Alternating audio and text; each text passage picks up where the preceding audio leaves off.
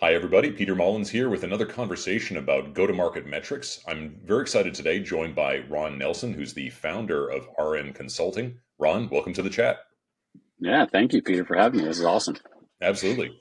Yeah, I always love interesting metrics, interesting takes on metrics. And we were talking the other day, and just love your idea. But before we get into that, though, I want to get a bit more about your background and kind of how you got to where you are today. So maybe take us through your story and share it with Saoirse, who's made a little appearance. Yeah, no, absolutely. I've been in sales leadership for the better part of almost 15 years at this point. Um, Got started in the SaaS space with eye contact. Led up their small business sales team at the time prior to the acquisition by Vocus. Hmm. Went over to Adzerk, which is now Kevel.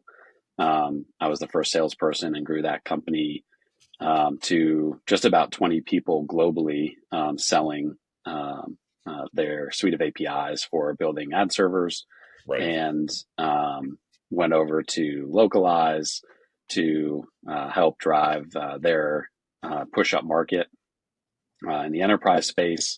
And, with all that experience, decided that there was a playbook out there and there was a lot of challenges with moving from founder led sales to a more scalable sales model Hmm. and predictable from that standpoint. So decided to start RN Consulting to help founders do that exactly. Right. That's great. And there's two aspects that, from your history that I think are particularly interesting. One was, you're selling like at eye contact and AdZerk, you're selling to marketers, right? And Yep. how do you think that informed your view on sales? Yeah. Eye contact was definitely selling into marketers. Obviously email marketing. It was more for the small business side, but I think understanding that marketing is a huge um, lifeblood of any company. Hmm. How I always said it, and what we chatted about last time we spoke was that like sales is just a channel of Right. marketing, Right. and understanding that and utilizing all the information that you get from marketing, whether it be the ICP, whether it be the messaging, positioning, all that needs to be um, very strongly connected Hmm. to how you go to market from a sales perspective too. Because again, it is just one of those channels that marketing is deciding to pursue. Right. That's great. Now, you mentioned about like this transition from founder led to sales led. Maybe can you walk me through, for folks that don't know what founder led actually means, what is that and how do you progress into sales led? Yeah, so founder-led sales is, you have a founder or a CEO of a company that, created a product or was part of a team that created a product. And they're at a point where, the only person selling that and generating revenue is the CEO or the founder themselves. Mm. A lot of that is built on their network. It's built on connections of connections types of things, and I've always called it like that's the friendly sales. Right. It's all of your friendlies that come in, and you have um, that network that allows you to generate revenue. Sometimes that revenue can be $100,000. Sometimes that can be $2 million. Right. Yeah. It just depends on um, how helpful it is to your network and what types of problems you are solving.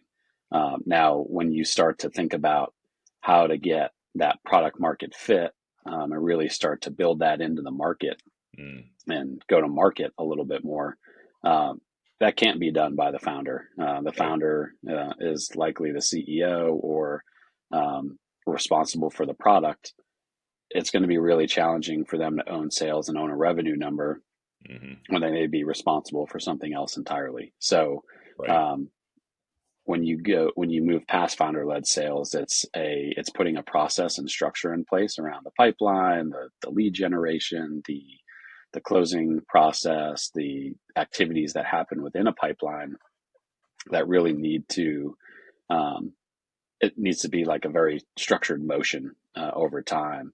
And a lot of the times that is not going to be the CEO or founder because they're likely just kind of flying by the seat of their pants and trying to figure out how to actually sell it. Yeah. And then getting that process into the hands of your first AE or multiple AEs takes training, and it takes a lot of the knowledge that is generated over time from that founder, and implanting that into the AEs and the people that are going to be selling it for you.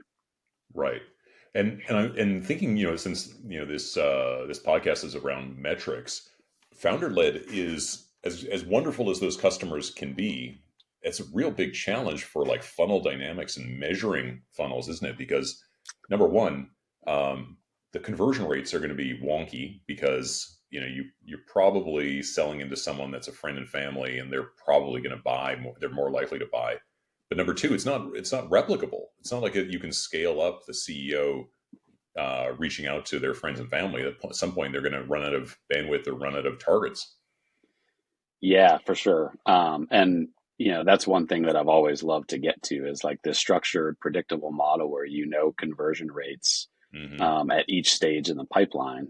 And a lot of founders don't know what part of the pipeline they're in, or why they're in that particular stage, Hmm. whether that's in their head or on paper. Right. It's really important for them to understand that sales is typically a numbers game, Yeah. and that's why metrics are so important. Right. And yeah, understanding how those metrics are playing and how they're building over time is super important to the structure and the long term success of a sales team. Now, do you find when you're going in and speaking to founders or CEOs that you're working with as clients, is that a discussion that you often have to have? Is like trying to convince them of the importance of metrics, or is it more like they get philosophically that metrics matter, but it's the implementation and use, or where do the challenges usually come in when it comes to measurement? Yeah, I think most of them understand that they need metrics in order to be successful, because a lot of them are running metrics around other pieces of the business. Mm, But then understanding how to use those metrics is probably the key thing that I find myself having conversations with them about, and teaching them, why this means that, mhm. or vice versa, right? Right. It really just depends on the structure that you set within the pipeline, and then understanding where to use the metrics. Like conversion rate is probably one of the you know most top of mind ones, Yeah. right? Like if you have a nice smooth transition rate from stage to stage within a pipeline, Hmm. there's probably no bottlenecks, and there's probably something else going on that could be causing a lack of sales or whatever the case may be. But if there's this huge drop off where you're like, oh man, at one stage 50% of the deals are closing, and now all of a sudden it gets to the next stage and it's like 10%. It's Right. like, hey, something in that area happened, whether it be an activity from our standpoint or an activity from their standpoint. We got to figure out how to solve that problem, and you utilize those kind of symptoms within the metrics to figure out what the real issue is. That's something that I find is interesting in the way people use metrics, is that too often it's used as a pass fail. And so it'll be, oh, great, we're looking at the benchmarks, we're better than our peers. Super, I'll forget about this for now. Or I see the trend is up and to the right, I'll forget about it for now. Versus the way you're describing it is a diagnostic tool just to get better. Yeah, for sure. I think that's ultimately where companies should strive to get to, is utilizing it to get yourself better. It's kind of the perfect analogy is like in sports, right? If you have in baseball, if you have a 400 batting average, that's like unheard of these days, Right. right? I guarantee the person that's batting 400 is probably looking to get to 500. Yeah. It doesn't mean just because they're batting out of this world doesn't mean they want to get better. I Right. think it's very similar in the business world. If you have awesome metrics, well, shoot, why can't we shoot for better ones? Right, right. Yeah, no, that makes sense. Now, on the topic of metrics, the conceit of this podcast is, what's a metric that goes underappreciated. So, love to hear your perspective on what's one that people should take off the shelf, or maybe think of it in a different way.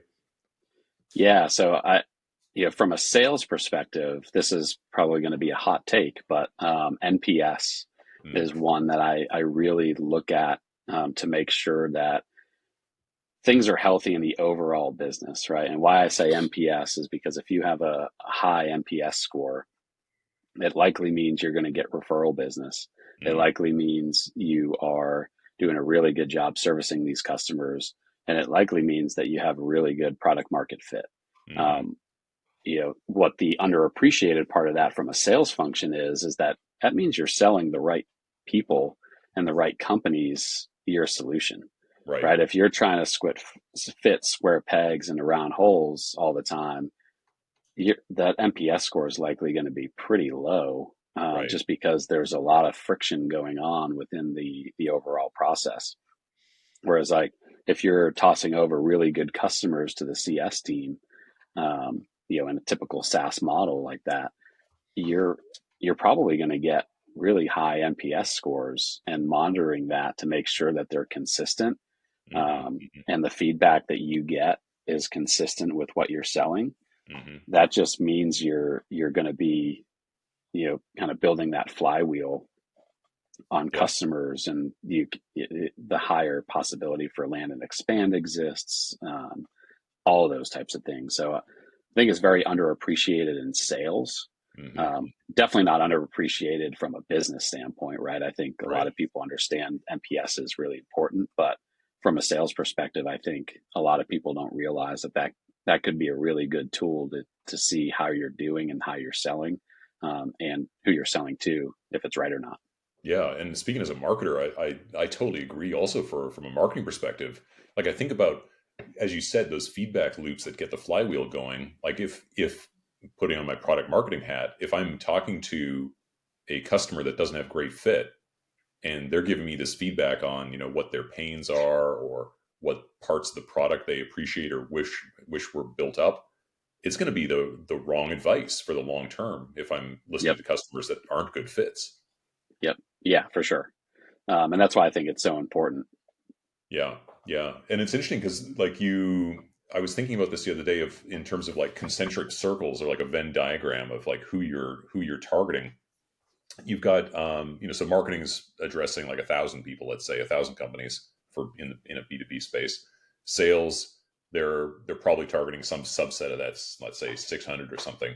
And then I was thinking about it, like, does that apply even to success? And I think it does, because like success, you can automate some of the work with customers, and you can focus more resources. Maybe you do white glove treatment for certain target accounts that are particularly fruitful for upsell, or are really good fits that you want to get more insights into, or the like.